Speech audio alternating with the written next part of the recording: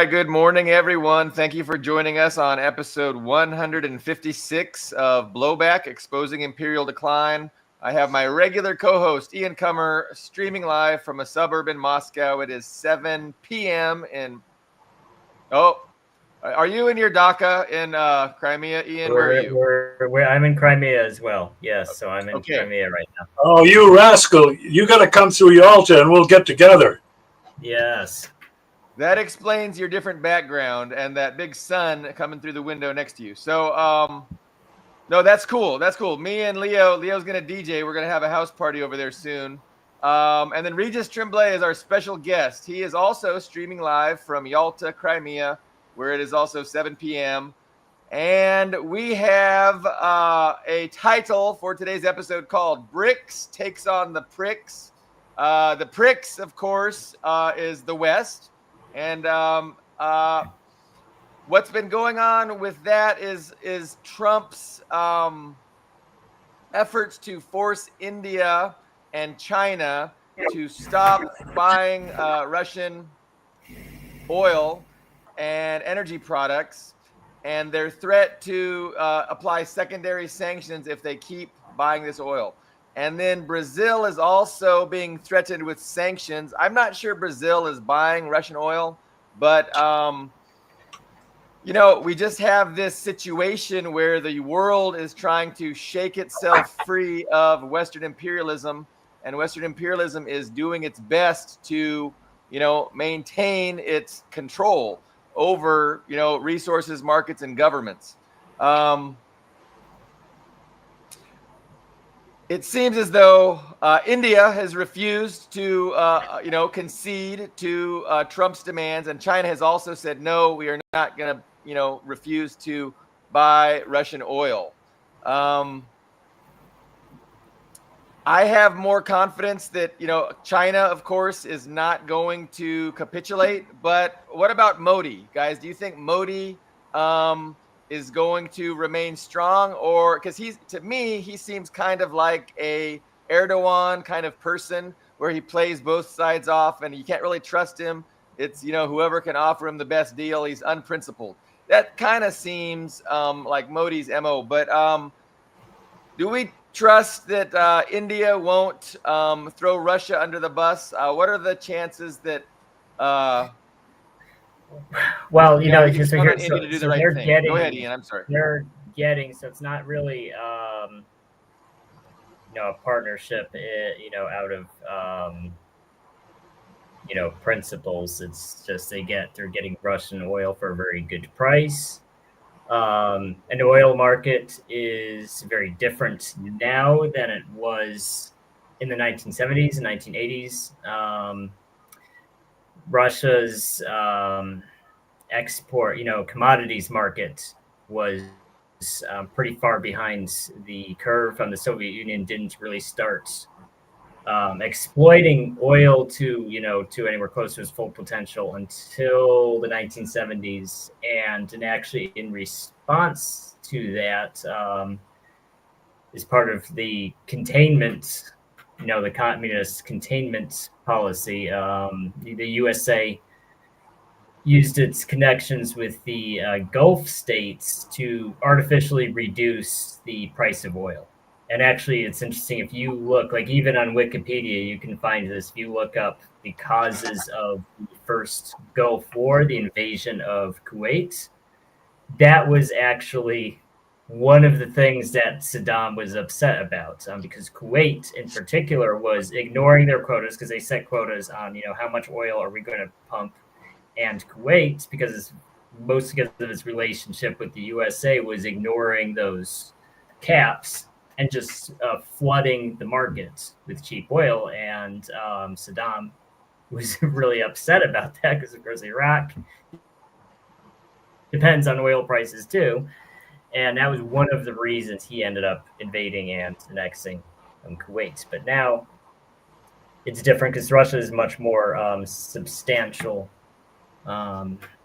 infrastructure. It's also not and of course the world as a whole is much more developed and is much thirstier than it was in the Cold War. You didn't have China, you didn't have India, they were, people with straw huts, no electricity, not consuming oil anywhere to the extent that those two countries are now.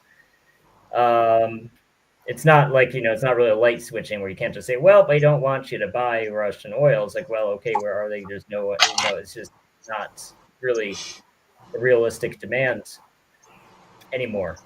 And it kind of comes off as a silly threat because, threats that you can't substantiate or really enforce in any meaningful way just kind of make you look stupid. So that's kind of the problem USA and its partners have been getting into lately. Yeah, my take on this whole India issue and secondary sanctions, from what I've been hearing, is a really serious problem. Secondary sanctions are serious for several reasons. And between Russia and I don't think India is looking to throw Russia under the bus. They've had a long-standing relationship. I think Russia very clearly knows what India is about, what its national interests are, and its national security in terms of energy. And I think that's going to continue. But there's a number of problems that they're both facing with these secondary sanctions. One of them is economic. They are not using the dollar and don't want to use the dollar. So the Russian central bank is going to have to work very quickly with India to solve that exchange for oil for rupees. So that's one problem that's going to have to be solved. There's another problem with secondary sanctions. It has to do with the insurance and the guarantees that the Russian oil fleet will not be burdened. And that's a serious concern. You mentioned, Ian mentioned the Arab states are basically controlling the price of oil. Russia, without a doubt, is working with the Arab oil countries to stabilize the price of oil. And so that's a problem that Russia and India also have to worry about, what the global price of oil is going to be. Now, I can tell you this, India is going to want to have some significant discounts from Russia based on the global price of oil to stay in Russia's sphere of influence or as a trading partner with Russia.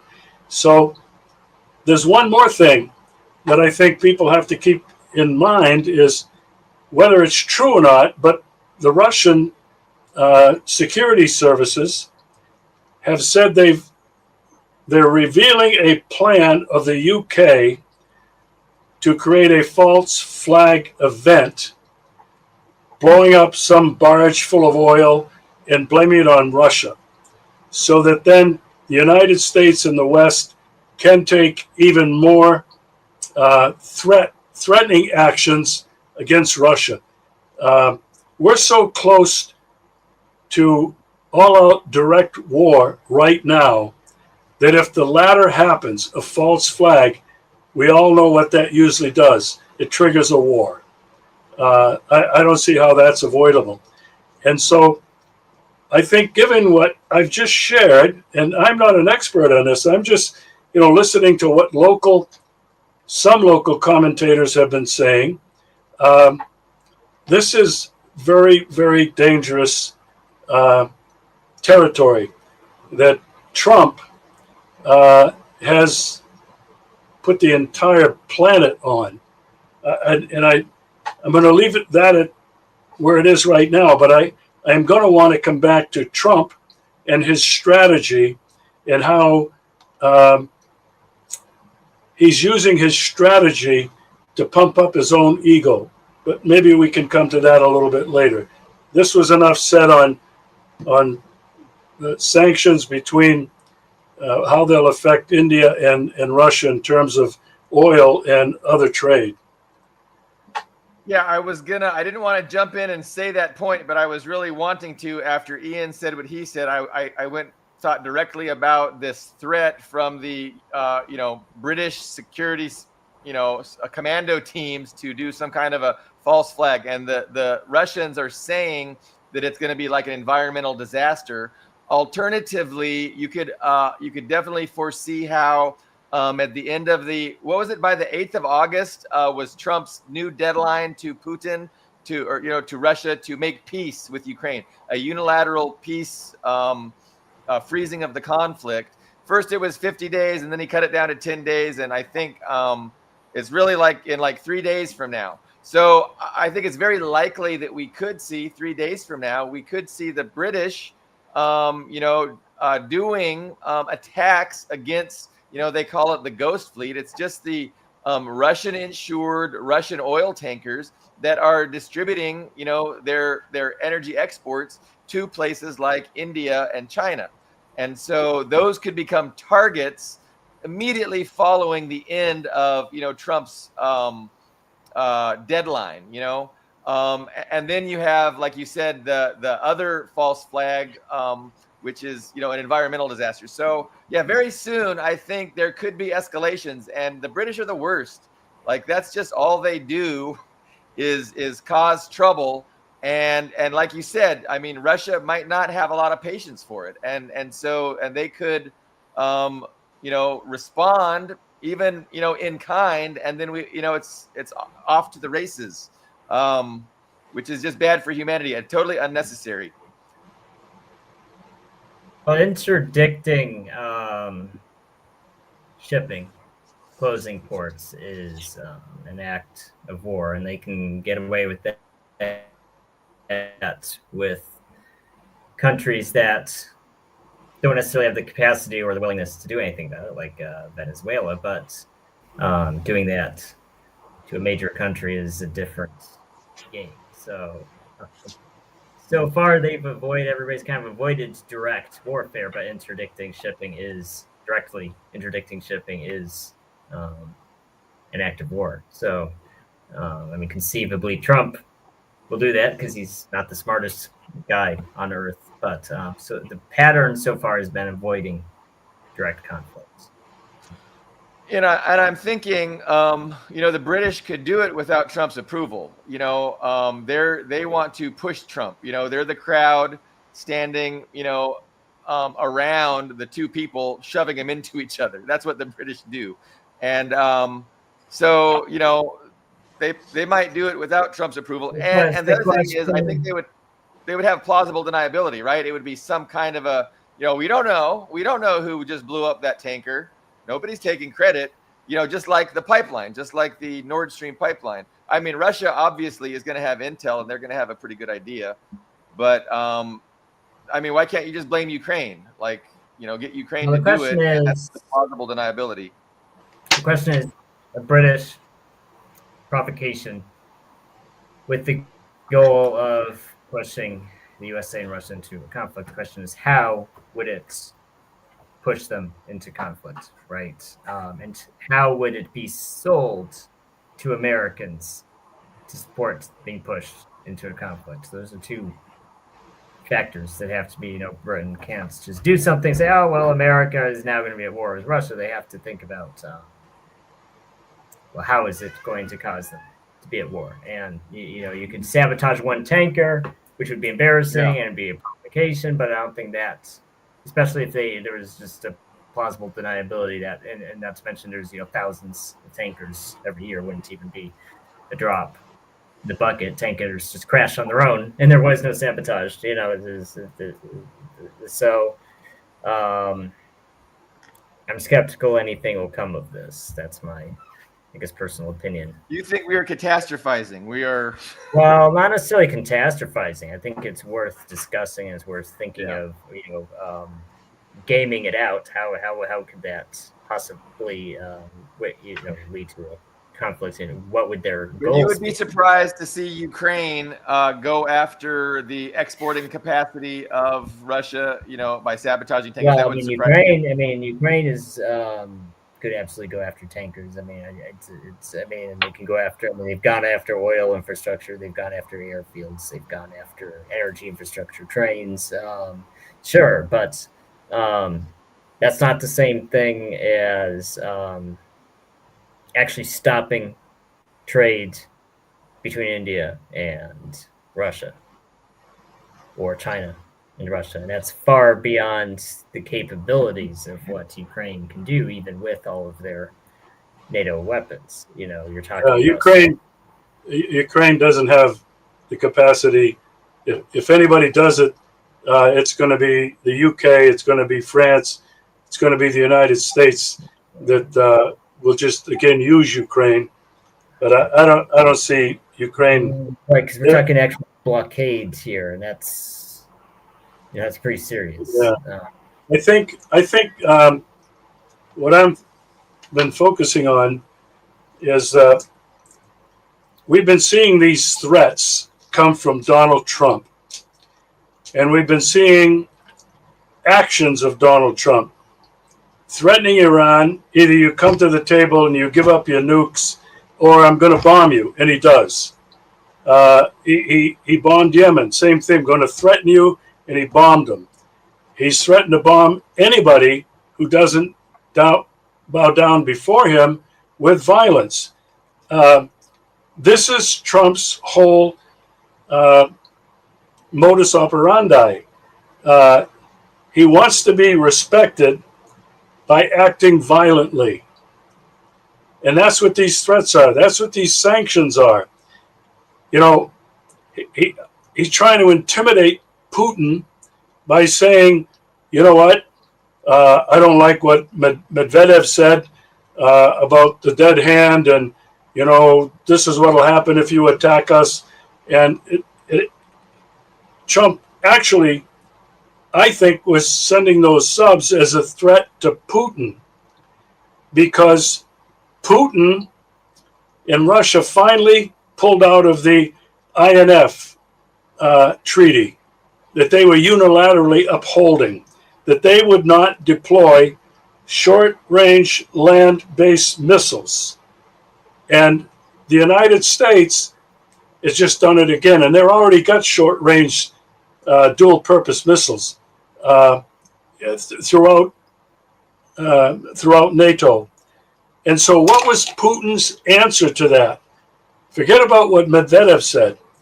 Putin's answer was, he said that the Orezhnik hypersonic missile has already been tested on the battlefield, but what he said this week was it has entered full-time manufacturing and is now being deployed to the troops.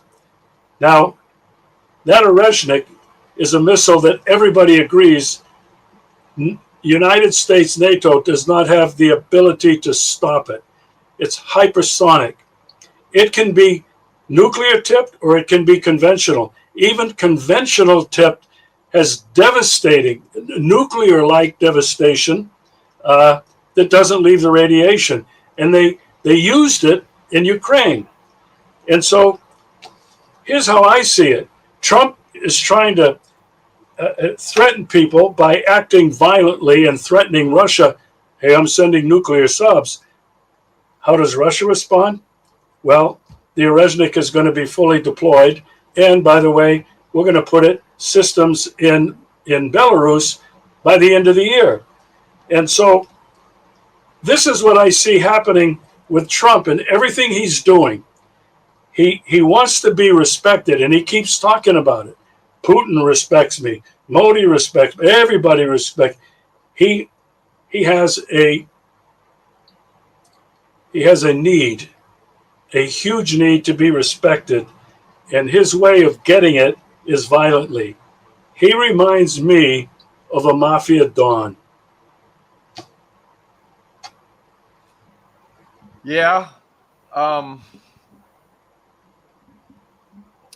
I lost my train of thought, but no, I mean, totally.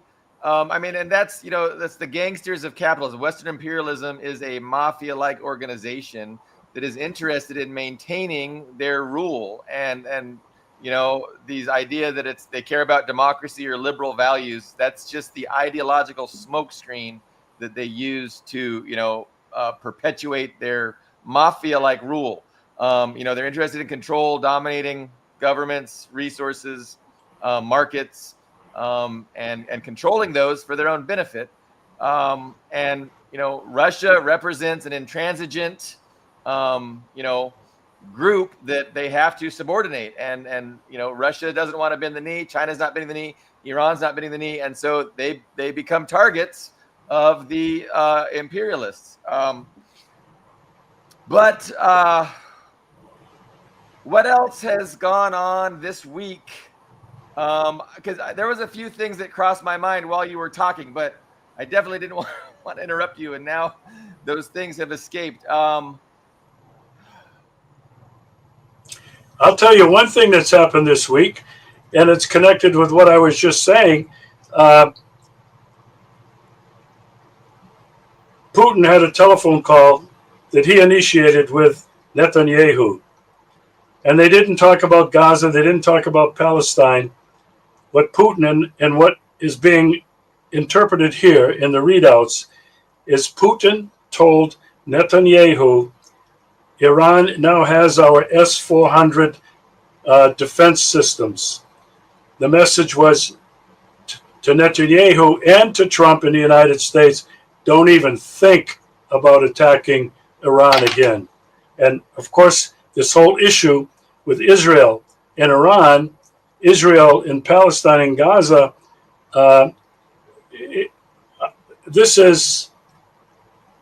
it's the perfect storm. That's how I see what's happening there that could cause everything to blow. So Iran could be the center of the spark that ignites a broader war. So Israel, for instance, or the United States, for instance, could initiate another attack against Iran, and that would drag other countries into a greater conflict.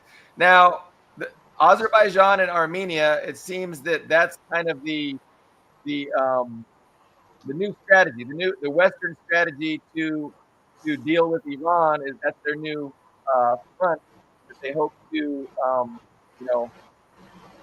use to at least weaken Iran, take part of Iran, take part of their territory, and try and get regime change. And that seems like a project that's going to take a few more months to unfold. It doesn't seem like anything imminent, but that definitely seems like what's going on. And of course, if you can, have a pro-Western corridor, so there's a corridor there, a trade corridor that the United States is trying to lease or something like that, right? They want to lease a trade corridor, and therefore they could limit the kinds of trade that Russia could do with Iran, and it would hurt the economies of Russia and Iran. But it just guess who else is involved in that? Turkey. Israel? Turkey. Yes. Well, yeah, that's what I was going to say. There's more than one agenda happening here. You got it. Greater Turkey, bring back the Ottoman Empire thing he's got going on. So I think that's because there's the American interest, there's the Israeli interest, and there's also the Turkish interest. There's some overlap, but there's also some not overlap also. So you got this weird bromance with Turkey and Azerbaijan, which the Iranians obviously aren't happy about. Of course, there's the feud with Russia and Azerbaijan that's happening right now pertaining to their diaspora in Russia. There's a separate issue of Azerbaijani oil exports. There's been a scandal because it was found they were not up to standards, and they're actually being held up in Turkey. Because there's an actual safety. I'd have to dig up the actual news story, but there's an actual safety issue with recent Azerbaijani oil exports, which is bad timing. Somebody rejected it. Right, they rejected it because it could actually destroy the refineries that tried to take that oil because of and I don't remember the scientific explanation for it. There was some chemical contamination in those oil exports that could damage the refineries that took it. Is below the mandated safety thresholds. And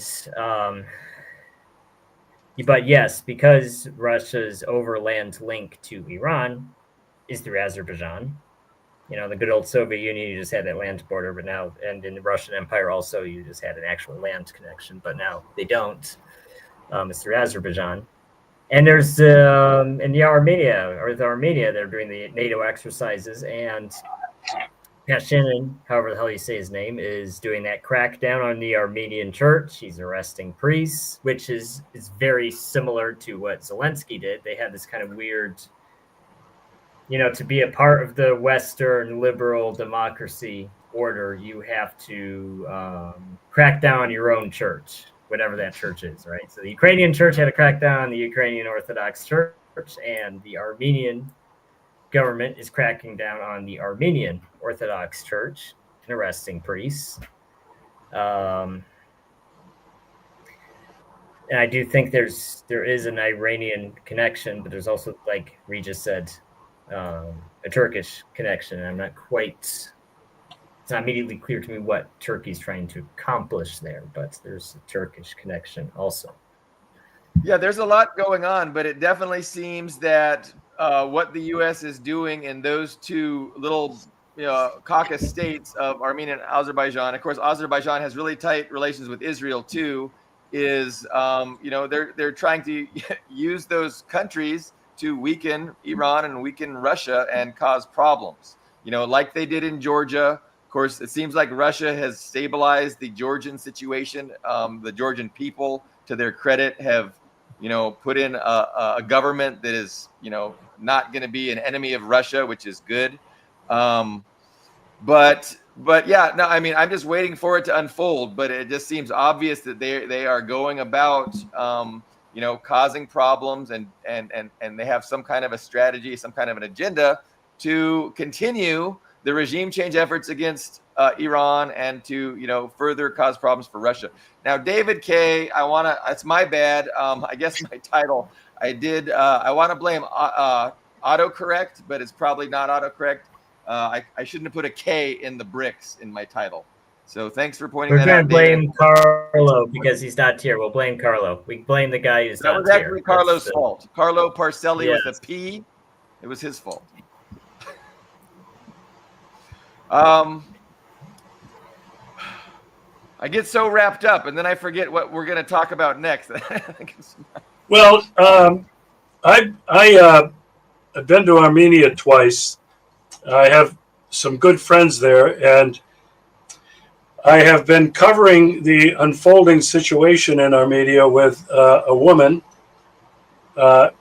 excellent English and a very bright woman, who's a member of one of the opposition parties and happens to be a member of the Armenian Orthodox Church.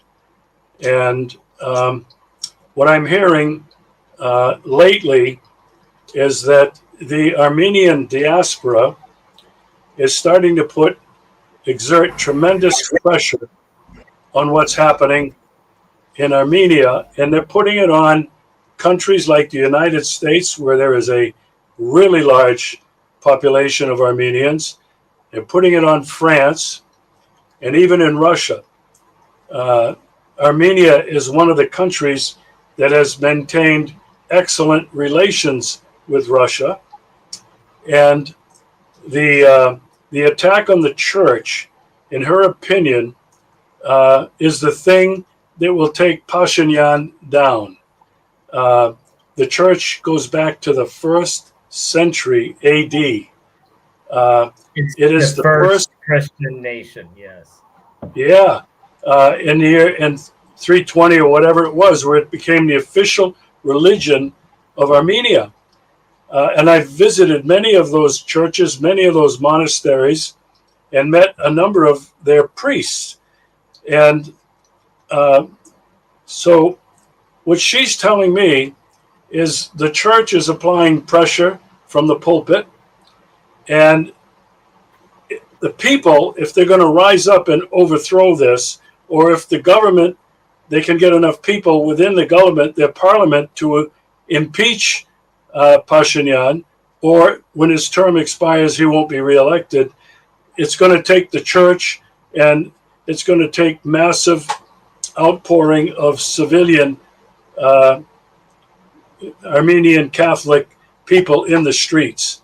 So this thing is far from over. There's no surprise in who's behind it. It's the United States and France primarily. Israel is involved, Turkey's involved. I mean, it's really complicated, but the United States and France have been in there for a long time. USAID has been all over Armenia, and there's an American university in Armenia on the side of a hill. It's a massive complex, and they've been influencing generations of young people with American propaganda, soft power. So it's just another one of those places in the world where really bad stuff is happening, not stuff that's going to guarantee security or peace, but everything is just brewing. And I don't see a happy outcome. I will So add, when the SMO kicked off, Armenia was a part of a security framework that was kind of led by Russia. Right. And then the United States kind of engineered this conflict between Azerbaijan and Armenia. And Azerbaijan took some Armenian territory that had been disputed for a long time.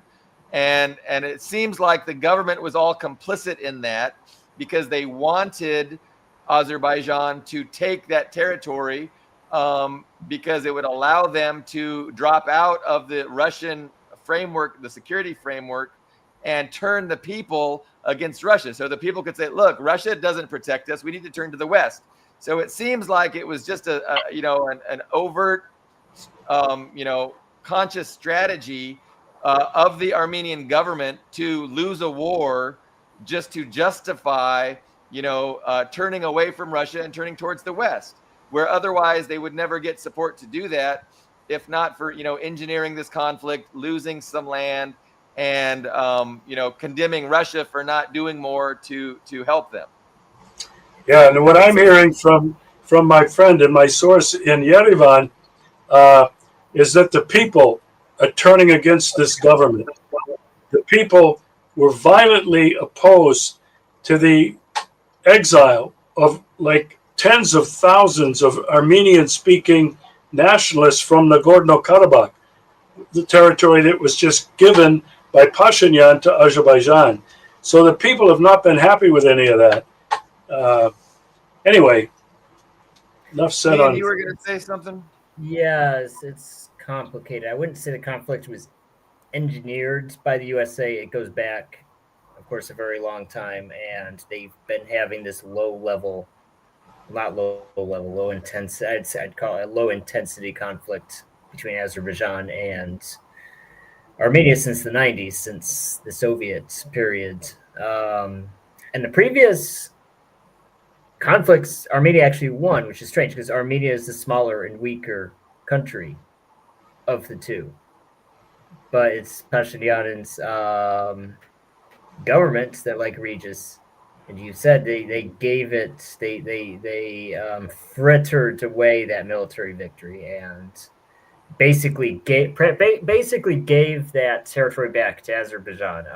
Pashinyan himself said it's our Azari territory. There was no, they never requested any military assistance from Russia. Like Kazakhstan, when they had that unrest and riots that were allegedly caused by fuel prices, if you guys remember that, in 2021, they sent Russian troops there to help restore the peace. Armenia did not do that. Unfortunately, I have to feel less. I mean, I've not visited Armenia as extensively as Regis has, so I have to feel more pessimistic about it. I mean, that was very much a humiliating military loss that happened, in I think what was it 2022 when they lost? It was 2022, right? They lost. Sounds right. Yeah. Yeah, Azerbaijan was way more prepared. They had the technology, the drone technology, and yeah, they repaired, they reformed their military, and they were stronger than before, while Armenia did nothing. Yeah, so it's, and the government, and the problem is that he had this velvet reason he's in power to begin with is because that velvet revolution that happened, I want to say it was 2018, that happened. It was like a Maidan, just less violence, less extreme as Ukraine, but it was still a revolution that put him in power, and it's been wrecking the country since then. And unfortunately, Armenia just gets a lot less attention than Ukraine does because it's a smaller country. People don't pay attention to it, and they get away with more. It's yeah, that government, and yeah, I don't even want to try and say his name because I'm going to butcher it. But I mean, they just do seem like straight up Western assets of the kind that exist all over the world, and they're put in by the NGOs on the ground, and it's this sprawling apparatus of NGOs and media influencing and money, that can go in and rig elections, cause these color revolutions, and then put in governments that are just subservient to Western interests. And so he's definitely like that. And again, they tried to do that in Georgia, and the Georgian people said no, and the current Georgian government, successfully resisted this effort. And they were trying to put in a French woman, right? They wanted to put in a French woman as the Georgian president. It was too much, and they wanted to sacrifice Georgia. They wanted Georgia to open up another front with Russia was the dream. And I remember the Georgian parliamentarian said he was given this offer, and he's like, well, what are we gonna do? We're gonna lose in 3 days. And the representative of the empire was like, yeah, well, then you can do a guerrilla war from the forests. Anyway, God, these people. Well, I'll mention Armenia. Go ahead, Ari. Just go ahead. No, one of the interesting things that hasn't been talked about and is rarely reported is there is still a Russian military base in the city of Gyumri. I don't know if I'm pronouncing that right, where 3,000 Russian troops are stationed. That base has been there since the Soviet era. So that is still a significant Russian presence in Armenia. And I have to think that Russia is using its own version of soft power in that region, in the Caucasus. It is so vital to Russia's security. Yeah. Mohammad Marandi also, he puts on a very brave face in his interviews, and he says, he's not worried about Armenia, and Armenia needs to be worried because there's a lot of pro-Iranian, Armenians, and they might not be tolerating a government that is anti-Iran. So, he sounds very confident in his interviews and not worried at all. And so that's good. I hope that's true. But it's undeniable that we see the machinations ongoing, to stir things up and to use those issues to weaken Russia and Iran. Ian, you were going to say something before I cut you off. Well, I was going to say a couple interesting things about Armenia. What a time to freeze up. They have one of the U.S. embassy there is one of the largest in the world, and of course, you have to ask, why is there such a huge embassy in such a small, landlocked country? Because of course, it's a spy apparatus, not a real embassy. And I'll say, just walking around their capital city, their only major city, Yerevan, it's just amazing how much American money you see everywhere, right? Because it was built because there's a lot of Soviet, basically all of the infrastructure that's worth anything is Soviet, right? Even the manhole covers are Soviet. I know, like Ukraine and I think Poland and the Baltic states like to actually send people with tools to scrape off the hammer and sickle off their manhole covers, and they're to to decommunize, but you see all that Soviet stuff in Yerevan, but there's so much, like every cultural site, every monument of any significance as American money has plaques, for these various NGOs, the Armenian Church in America, these different groups that donate all this money, and even the billboards, you'll see stuff from the State Department on the street, and it's incredible. And it's just because it's such a small country, it's like, why is the USA? When you walk through an American city, you see homeless people on the streets, but they're spending all this money on Yerevan, which in Armenia, which most people, we don't know where Armenia is. It's amazing. Yeah, you can read the think tank strategy documents, about how to get Russia, and they go over all the plans, including, arming Ukraine, using Ukraine as a proxy, but also they talk about the Caucasus and, that's where Russia's soft underbelly is.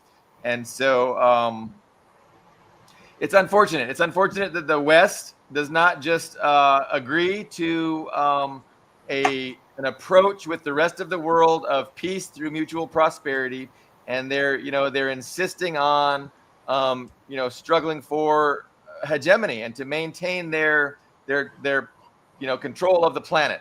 And so that needs to stop. The quicker that we learn how to live in peace and win-win trade, mutual prosperity, like we should be working with China to tackling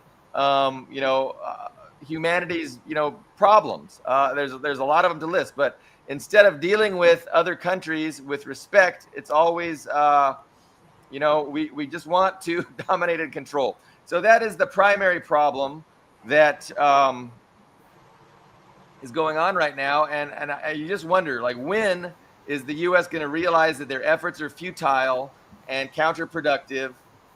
Will we ever see that day, Regis? Or well, I want to circle back to the title for the show: BRICS take on the PRICKS. I think this is what we're looking at. You've got the United States and the UK, that transatlantic partnership that has been the world hegemon for over 500 years. And you see the BRICS nations, BRICS, plus another 20-some countries who are wanting to join it. They represent the majority of the population on the planet. I've read, and I'm not an economist, but I understand their GDP has exceeded even that of the G7. And so as I'm looking at that, the BRICS really is under the leadership primarily of Russia. China obviously is a huge partner. The Chinese are talking about a multi-civilization world. The rest of the world is using multipolarity. It's not that different, but it's all based on the strict observance of international law, the strict observance of the principles of the United Nations Charter, the sovereignty of all nations, and development that helps everybody. And what they are doing is the biggest threat to Donald Trump. He says they're trying to destroy the dollar, and I'm not going to let them. And he's using his threat of violence to try to get them to cave. And I'll tell you what, he's lost the rest of the world. And so the BRICS, I hope most people listening to your show and watching this know who the BRICS nations are and who the PRICKS are. I think we've pretty much identified who they are. So what are the chances that Trump's strategies and tactics are going to have any success? It seems that with his tariffs, he's trying to coerce countries to throw their economic lot in with the U.S. And to do that, you have to reject China. So I think in all of these discussions that he's having with individual countries, he's telling them, look, here's what you need to do. You need to allow us to tariff you, charge you more for your exports into our country, but you also can't, do business with China, or you have to reduce your business with China. And so he's trying to get a coalition of countries together where, they can have a new Cold War against China, and they can try and isolate China economically. But, the reality is that China is the world's manufacturer. And so it seems that, his efforts are ought to be perceived as futile. Like, he should know better that you're just not going to be able to contain China. And yet that really does look like what he's going around trying to do. And we haven't even seen it begin yet, really. We'll find out in a couple days what the secondary sanctions are going to do. If he's going to do that, is it a bluff? We're going to find out very soon if it's a bluff. To me, they've already learned that they really can't sanction China. They tried, and it backfired.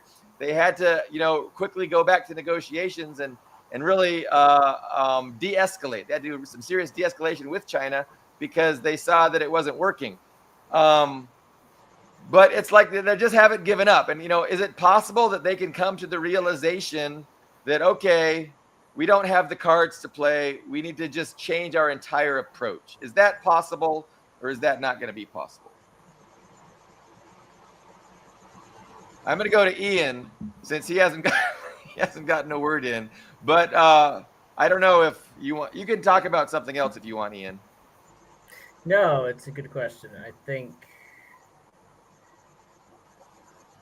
well, it's hard to say because I think, especially as time goes on, I don't think like Trump's election was rigged or is all theater or anything like that. But I do think he's a product of a system, right? Not to say he's not an outsider. I think to an extent he is an outsider, but he is a product of a system. You have the United States with this world order that's in increasing trouble, both at home and abroad. Wolfowitz doctrine is in serious trouble, right? Because in 1991 or 19 whatever the exact year that they released it, it was a very different place, right? The Soviet Union was on the way out. China was still a very backwards country. India was still a fraction of what it is now economically. It was all very, very, very different. And now the gap between the USA and its allies and the jungle, as that Spanish politician said, that there's the garden of Europe and then there's the jungle that needs to be trimmed or pruned. Yes, Burrell said that. Yes, the jungle needs to be pruned periodically. The military force. It's not so easy anymore as it was 30 years ago, or even 20 or 10 years ago. And then you have Trump, who's I think Trump is going to be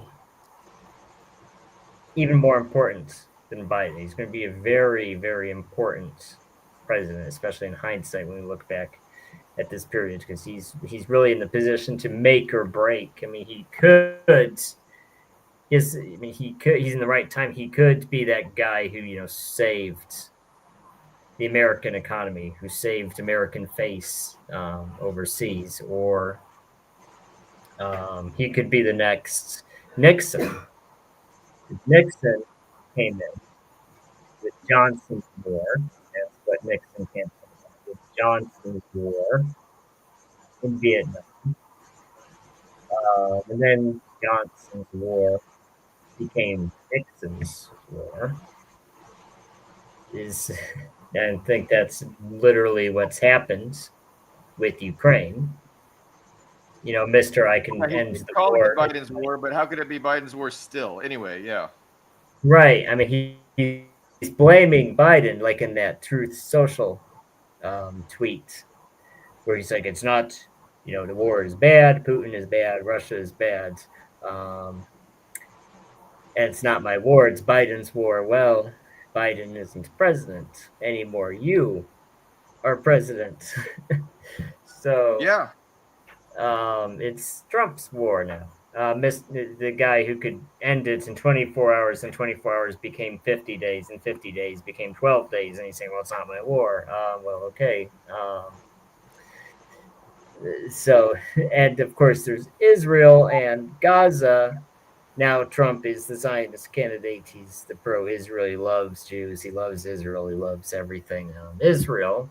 But at the same time, he didn't need to double down on it. I don't think his base was asking him to double down on Israel, but he did double down, and he bombed Iran. And like Regis was saying earlier in the show, there's a very high chance of that flaring up again. In fact, I said that I think the previous show we had 2 weeks ago or whatever that was, I said I think it's very likely it's going to escalate within the next 12 months because it's so embarrassing for Israel. And the longer they wait, the worse it's going to get. They're running out of time. And they've had huge military successes in Lebanon, in Syria, with Assad being thrown out. They destroyed about a third of the population in Gaza. But at the same time, it's not looking good for Israel, too. They need to do something. It's an existential crisis for Israel. They need to do something about Iran. And they're going to call in every favor they have to get the USA to get personally involved. I'm sure of it.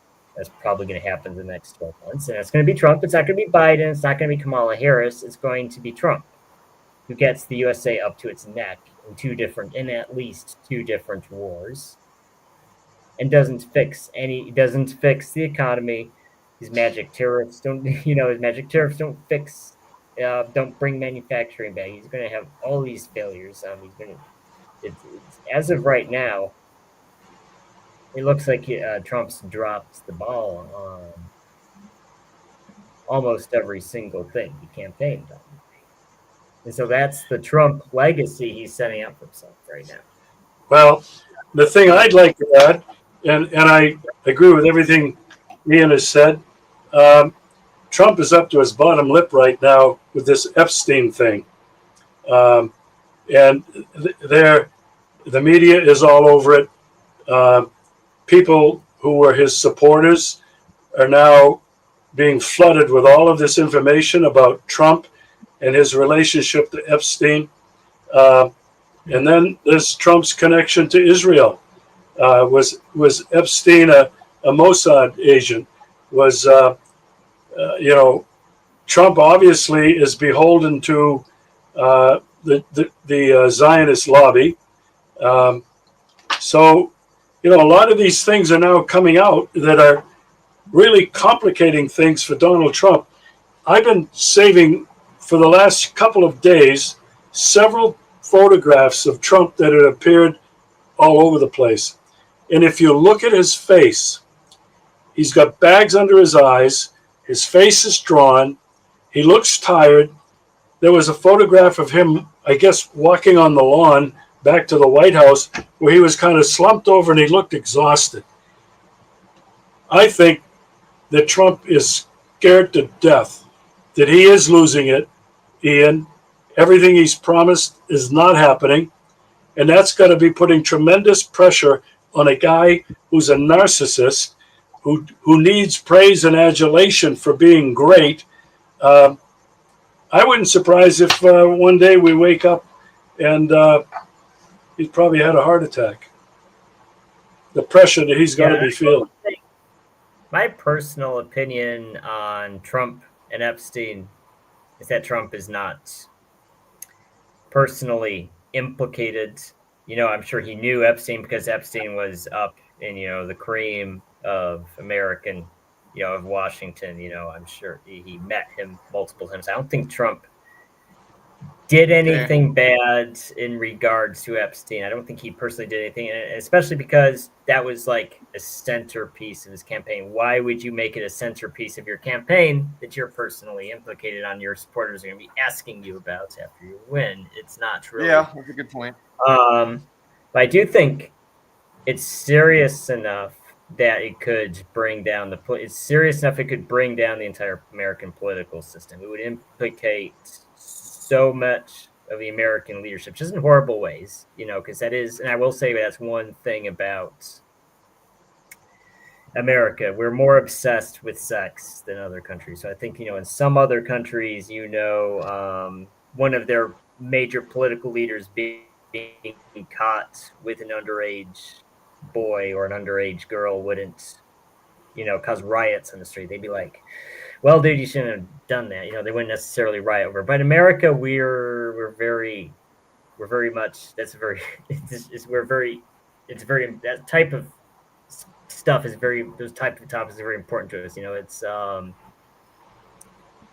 well, and a lot of it, I mean, yeah, pedophilia definitely is quite frowned upon. Right, and the idea that all of our leaders are involved in a pedophile ring bothers people. And those types of scandals, like, oh, this guy cheated on his wife, or oh, this guy had sex with a 17-year-old. That's those are things that have always, like, even going back to like the early 20th century, has always been very important in American politics. Is always like taken up a lot of our bandwidth in the media, right? So I think just finding out that a huge portion of our government is implicated in this would destroy the system. And I think Trump got into the White House and they flat out told him, dude, the Epstein files are never going to see the light of day. It's just not going to happen, and it's not your choice. Yeah. You have no say. You have no say in it. I think there's another report that says the FBI is preparing to redact a bunch of things, and they're taking Trump's name off of like 100,000 documents. I read that on Telegram this morning, but it's definitely a stressor, and it's definitely something that Trump wants to stop talking about and move on from. And I mean, that's clear when he gets asked a question. He's totally angry at the questioner, and he's deflecting. And I can't believe you're still talking about Epstein. That was so. Now, what he wants to talk about is how hot America is. America's hot, guys. Really hot. Everybody's talking about America used to be cold. Now we're hot. Thank you, Trump. He doesn't really have a metric to show, but it's just the cold hotness scale that is his best argument and advertisement for his success. But it's funny how he's decided to fire that one lady in charge of overseeing the employment numbers. Report. Yes. Yeah, so the jobs report came out. They revised the past 3 months, and really terrible progress. Like nobody is gaining jobs, and that kind of intuitively makes sense. All these tariffs are costing businesses, and consumers aren't going to be buying because of the elevated prices, and so the jobs go down. I mean, that kind of makes sense. Not to mention, you just fired a whole bunch of federal workers.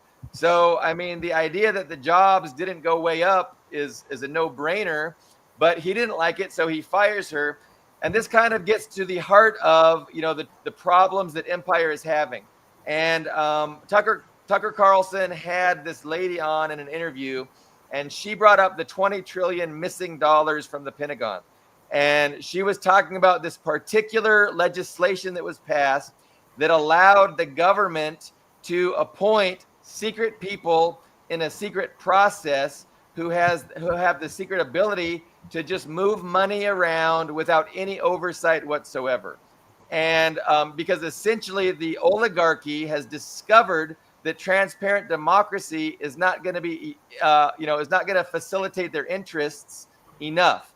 And so they had to come up with this legislation that allows a secret group of people to just move money. So there's a lack of transparency with regards to how well the domestic population is going, with him firing of the jobs report person.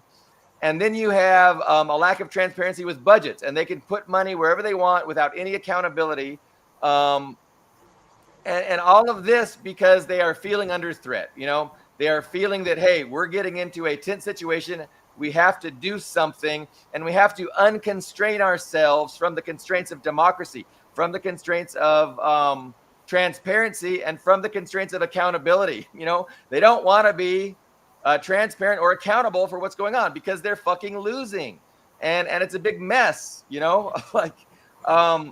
So this is just the trajectory of the way things are headed. we're not getting more democratic. We're not getting more transparent. We're not having more accountability. We're getting less and less of those things. And people need to understand and appreciate what's going on. And, you got to understand that it's not just Trump, the personality. I think they're going to try and use Trump to do a lot of things that blame him as a person and deflect from, who's really responsible, which is the ruling establishment. It's the establishment that's doing all these things. They're obviously worried about the progress that I'm changing topics immensely. And so does anybody want to comment on what I said before I go to a totally another topic? I think you're right. The ruling class, the wealthy class, Trump is just being used by them.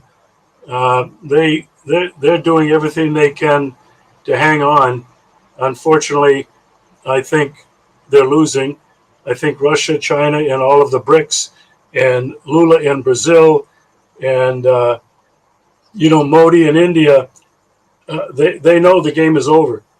And I think what they're doing is they're all exercising a great deal of patience so as not to trigger that direct conflict that could result in World War III or a nuclear exchange. I think what they're all hoping for is that they believe that the empire, the United States and Western hegemon, is collapsing on itself.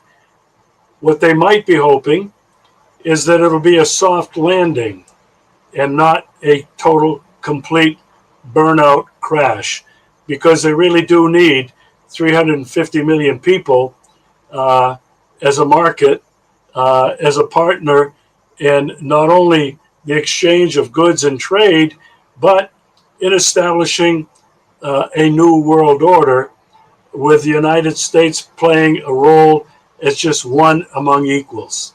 I think that's what BRICS is looking for and hoping that how this whole thing will end. Not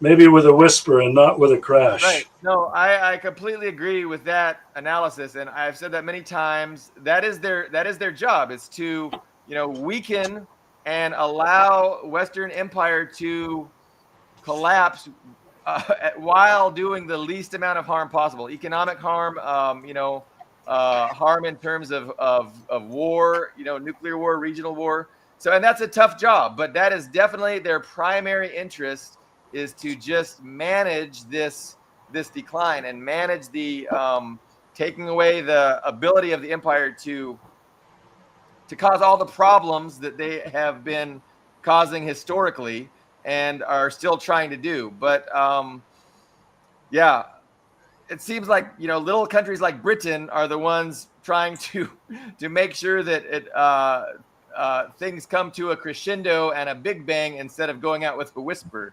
That everybody's playing their own part. But Russia's progress, I think, in Ukraine is definitely causing worry and consternation in the West. And so I think, little countries like Britain are having an interest in escalating and dragging the United States in. I think they really want to drag the United States into a greater conflict. And again, Trump is not kind of helping that, with his ultimatums. And he might feel that there's just too much pressure and he's going to have to relent. And you could start seeing that escalation ladder, both sides walking up the escalation ladder. We hope not. But with the, he gave the ultimatum, and that's going to expire, I think on the 8th of August, I believe. Remember when the ultimatum he gave to Iran expired? And he bragged about how immediately upon expiration, he launched an attack. Israel launched an attack. And so I think it's possible, Britain could, with or without Trump's okay, start engaging in some sabotage of the Russian oil tankers. And of course, they're going to blame Ukraine. These are Ukrainian drones. It's Ukrainian commandos, just like it was Ukraine that took out the Nord Stream. But guys, I know we've been talking for a whole hour, and I know you guys are. It's getting late over there. It's after 8 p.m. Should we wrap up, or you guys want to get in some final comments? I think it was a pretty interesting show. I don't have anything to add to what we've already said that wouldn't just open up Pandora's box here. Well, it's good to see you, Regis. It's been a while since we had you on, and we're glad you're doing great. You say you're retired, but you're more busy than you've ever been. People can check your work out on, I know, is it Substack? Right. And is it just Regis Tremblay, or do you have an alias as well? No, not on Substack. Okay. Yeah, that's a good place. So check out Regis, Substack, Regis Tremblay. Check out Ian Cummer. He's got his own blog, A American Tourist in Russia.